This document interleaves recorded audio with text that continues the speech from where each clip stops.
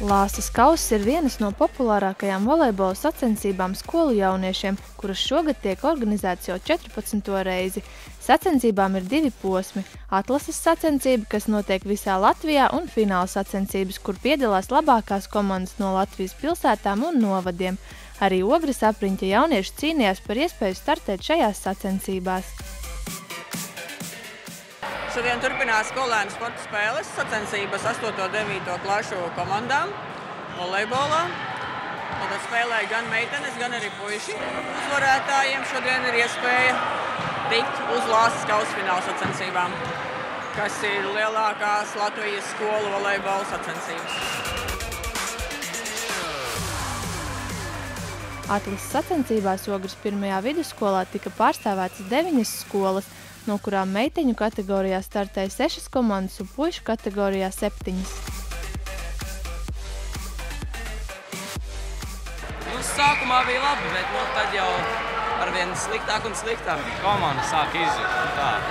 Nebija vairs tāda sadarbība. Bet mēs vēl cīnīsimies par 3. vietu. Līdz šim bija 3 spēles, 3 uzvaras.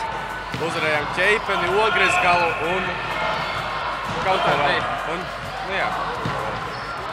Kas tagad tālāk sakos? Tagad gaidīsim nākamos pretniekus.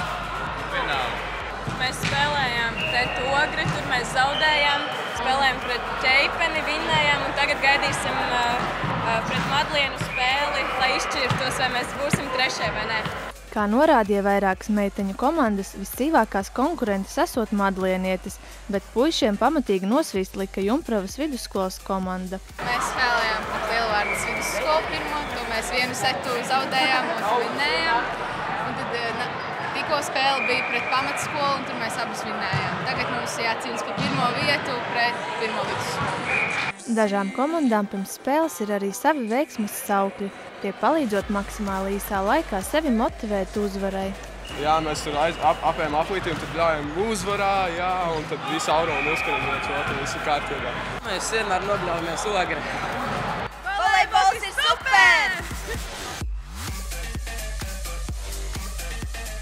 Uz Lāsas kausa fināla sacensībām Rīgā Olimpiskajās Konto hallē 8. un 9. klašu grupā dosies Jumpravas vidusskolas puiši un Ogres 1. vidusskolas meitenes. Sintija Lukša, Artis Supe, Ogres televīzija.